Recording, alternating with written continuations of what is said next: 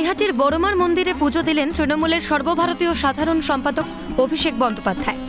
মঙ্গলবার দুপুরে মন্দিরে বেশ কিছুটা সময় কাটান অভিষেক। পাশাপাশি তিনি অংশ নেন মায়ের বিশেষ পুজোতেও। এরপর মন্দিরের পাশেই মণ্ডপে থাকা বড়মার মূর্তির সামনে একেবারে নিচে বসে পুজো দিতে দেখা যায় তৃণমূলের সর্বভারতীয় সাধারণ সম্পাদক অভিষেক বন্দ্যোপাধ্যায়কে।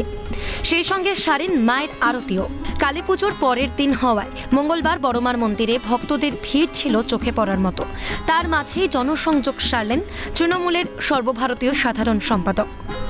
দুপাশে দাঁড়ানো মানুষদের উদ্দেশ্যে হাত নাড়তে দেখা যায় অভিষেককে। মঙ্গলবার অভিষেকের সঙ্গে ছিলেন বারাকপুরের তৃণমূল সাংসদ পার্থ ভৌমিক সহ একাধিক তৃণমূল নেতা। এর আগে সোমবার কালীপুজোর দিন বিকেলে লেক কালীবাড়িতে গিয়েছিলেন অভিষেক বন্দ্যোপাধ্যায়। সেখানে তিনি পুজোও দেন। এরপর লেক কালীবাড়ি থেকে বেরিয়ে সোজা তিনি চলে যান কালীঘাটে মুখ্যমন্ত্রীর বাড়িতে। সেখানেই তিনি শ্যামা মায়ের পুজোতে যোগ দেন। প্রসঙ্গত দুর্গাপুজোর সময়ও বিভিন্ন পুজো মণ্ডপে ঘুরতে দেখা গিয়েছিল অভিষেক বন্দ্যোপাধ্যায়কে।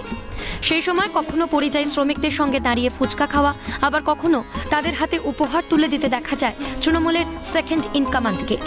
আর এবার কালী পুজোয় লেক কালীবাড়ি এবং নৈহাটির বড়মাকে পুজো দিলেন অভিষেক বন্দ্যোপাধ্যায়। ক্যামেরায় শুভময় দাসের সঙ্গে রাজা সাহা ও শান্তনু আচার্যের রিপোর্ট, ক্যালকাটা নিউজ।